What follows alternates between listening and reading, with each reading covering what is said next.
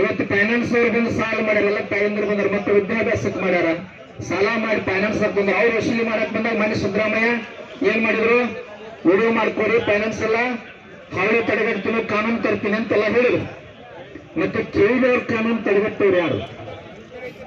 ನಿಮ್ದು ಒಂದು ತಪ್ಪದ ಏನದ ಅಂತಂದ್ರೆ ಲೈನ್ ಕಟ್ ಮಾಡಕ್ ಬಂದಾಗ ನೀವೊಂದು ಗಟ್ಟಿ ಆಗ್ರಿ, ನೀವು ಗಟ್ಟಿ ಆಗ್ರಿ. ಏನು ಬೆಂಬಲಕ್ಕಿಂತ ಚುನಪ್ಪ ಪೂಜಾರಿ ನಾವು ಹಗಲು ರಾತ್ರಿ ನಿಮ್ ಜೊತೆ ಇರ್ತೀವಿ, ಯಾವ ಮಗ ಬರ್ತಾನೆ ಕಟ್ಟಿ ಬಿಡ ನೋಡಿದ್ರು.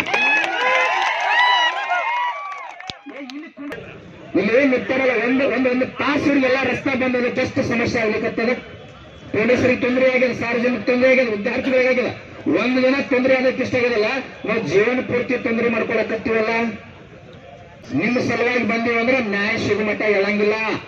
ಬೇಕಾದಾಗಲಿ ಹೆದರಬೇಡ್ರಿ.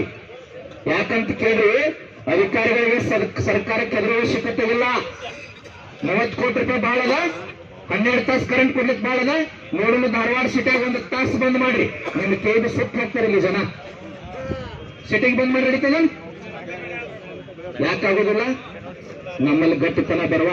ನೀವು ವಿಚಾರ ಮಾಡಿ, ಇಷ್ಟೆಲ್ಲ ಕುಂತಿರ್ಲ ಪೊಲೀಸ್ ಅಣ್ಣತಮ್ಮರದಾರ, ಇಲ್ಲೆಲ್ಲ ವಿದ್ಯಾರ್ಥಿಗಳದಾರ. ಯಾವ MLA MP ಮಿನಿಸ್ಟರ್ CM ಮತ್ತು ಆರ್ಮಿ ಅದಾರ, ಪೊಲೀಸ್ ಅದಾರ, ರೈತರ ಹೇಳ್ರಿ.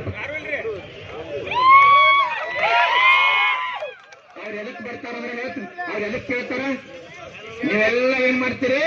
ಇಲ್ಲಿ ಹೋಗ್ಕೊಂಡು ಟವಲ್ ತೆಗೆದು ಮನೆಯಾಗ ಇಡ್ತೀರಿ. ಕಾಂಗ್ರೆಸ್ BJP ಜಡಿಬೇಕಲ್ಲ, ಬಂದೈತಿ, ನಮ್ಗೇನು ಅಭ್ಯಂತರ ಇಲ್ಲ. ಅವ್ರು ಏನ್ ಮಾಡಕತ್ತಾರ? ನನ್ನ ಮಗ ತೆಗೆದು ಕೊಡ್ರಿ, ಹೆಂಡತಿ ಕೊಡ್ರಿ, ಹೆಂಡತಿ ತಂಗಿ ಕೊಡ್ರಿ, ನಮ್ಮ ಸಂಬಂಧಿಕರಿಗೆ ಕೊಡ್ರಿ. ಯಾವ ಒಬ್ಬರು MLA ಮಗ 2024 ರೈತರ ಕಬ್ಬಿನ ಬಿಲ್, ಬಾಕಿ ಬಿಲ್ ಕೊಡ್ರಿ, 5,000 ಬಿಲ್ ಕೊಡ್ರಿ, ಗೊಂಜಾಳ ಕೊಡ್ರಿ, ಗೋಧಿ ಕೊಡ್ರಿ, ತೊಗರಿ ಕೊಡ್ರಿ. ಒಬ್ಬರೇ ಮಾತಾಡೋಣ? ಯಾವ ಮಾತಾಡೋಣ?